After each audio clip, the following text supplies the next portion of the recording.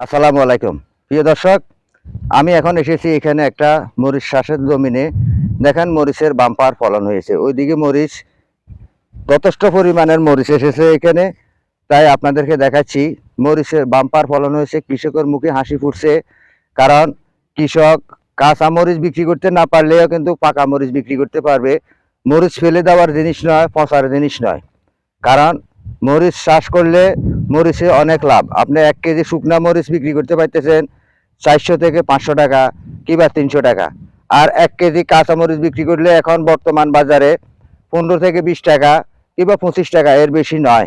মরিচের দাম একবারে সস্তা, কারণ আমি এটা পাইকারি মূল্য বলছি 15 থেকে 20 টাকা। আর খুচরা মূল্য বিক্রি করতেছে 30 টাকা 35 টাকা এরকম বিক্রি করতেছে। তাই মরিচের চাষে লাভ আছে, মরিচে অনেক যথেষ্ট লাভ। আপনারা মরিচ চাষে উদ্বুদ্ধ হন, মরিচ চাষ করুন, নিজে স্বাবলম্বী হন। তাই আপনাদেরকে বলতেছি চাষি ভাইরা যেখানে পারেন, আপনাদের খালি জায়গা পড়ে থাকলে সেখানে আপনারা মরিচ চাষ করেন। বর্ষাকালেও মরিচের চাষ হয়, বর্ষাকালীন একটা মরিচ আছে। আর মরিচ ইজি 12 মাস চাষ করা যায় যদি চাষ জানে। যদি কৃষক ভাইরা চাষ জানে তাহলে মরিচ চাষ করুন, মরিচ চাষে লাভ আছে। আপনি কাঁচা মরিচ বিক্রি করতে পারতেছেন।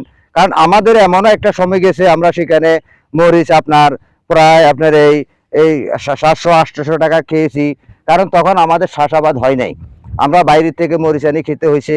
এখন আমাদের চাষাবাদ হচ্ছে, কিংবা ভবিষ্যতেও আপনারা চাষাবাদ করার জন্য চেষ্টা করবেন। কারণ ইজি 12 মাস এই মরিচগুলো চাষাবাদ করা যায়।